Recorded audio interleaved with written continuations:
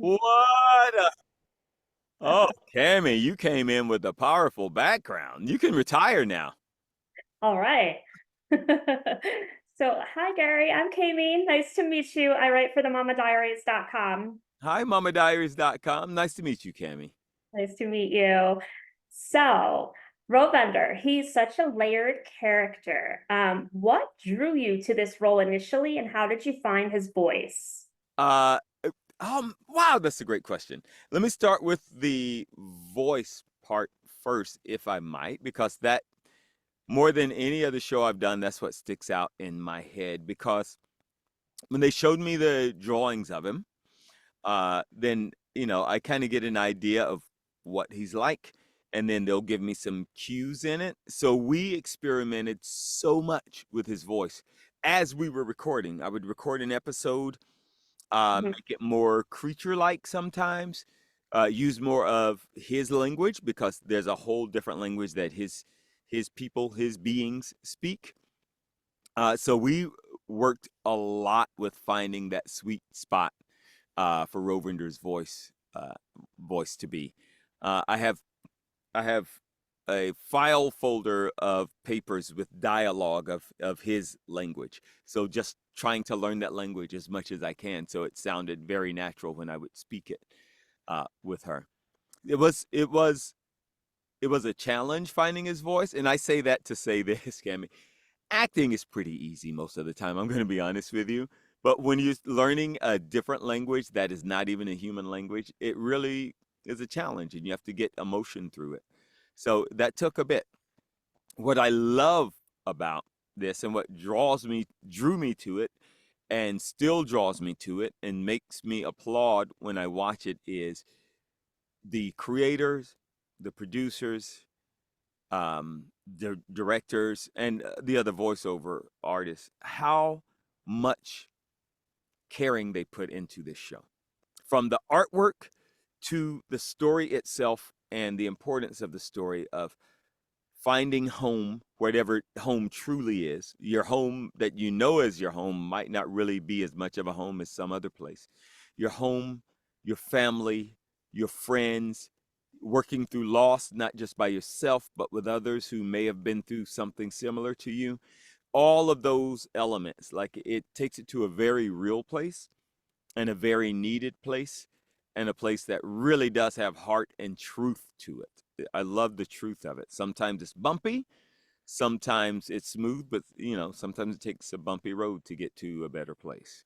So those are all the things that really drew me to it. And that's before I knew I was going to be working with Jeanine or Teri Hatcher. So all those things are already there before. I love that.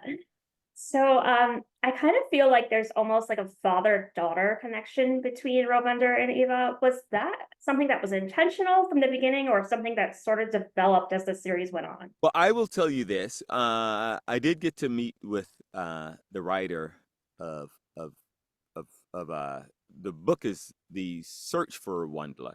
So Mhm. I got to meet with the original writer of the book of what's now the animated show WondLa.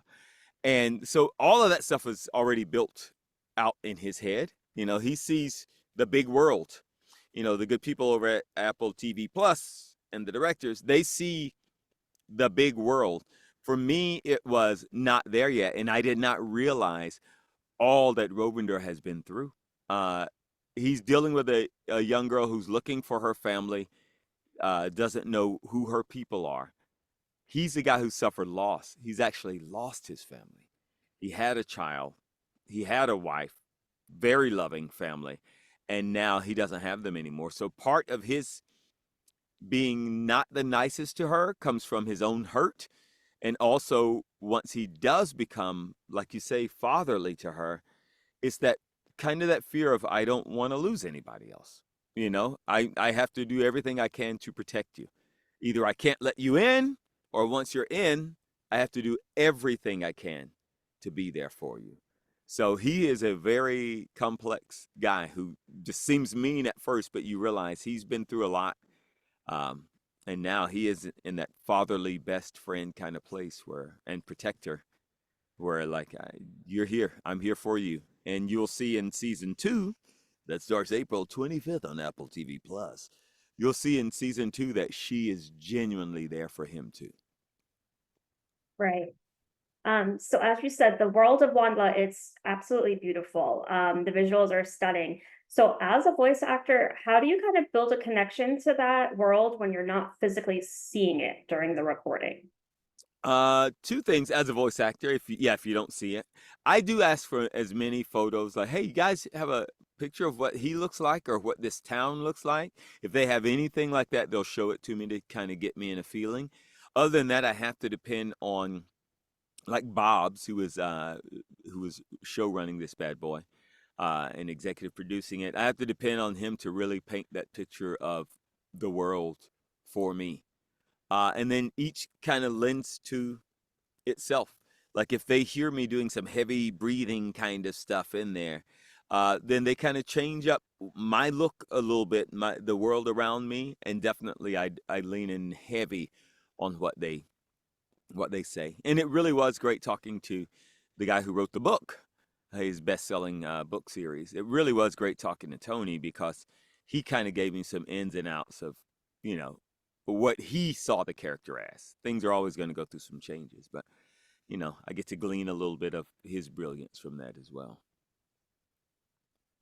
And may I say too, Cami, there's also a freedom of voiceover where you're not so tied into like this is that and that is that, that is that. You get some creative license. And we played around a lot with how does he sound? How grumpy is he? Like I recorded a couple of episodes where he was just too grumpy. We're like, let's go back and re-record that. Like he is not a nice guy all the time, but we can soften him up a little bit, or even sometimes get him a little rougher around the edges. There was a lot of dancing around, a lot of playing till it got to the sweet spot, which is where it is now.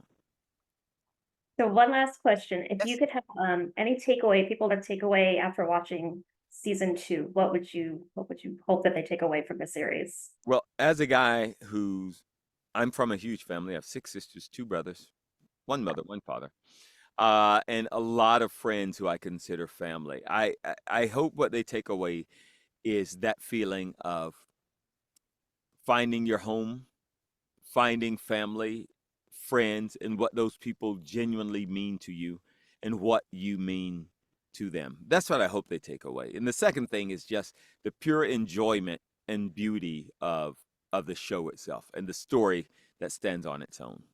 So those are the things that I hope they take away. Thank you so much, Gary. It was so great to meet Thank you. you. Appreciate Would you it. would you please tell all the mommies that Gary said hi? I will absolutely do that. I'll Yep. tell my kids too that I spoke with you. They will be thrilled. Okay, how old are your kids?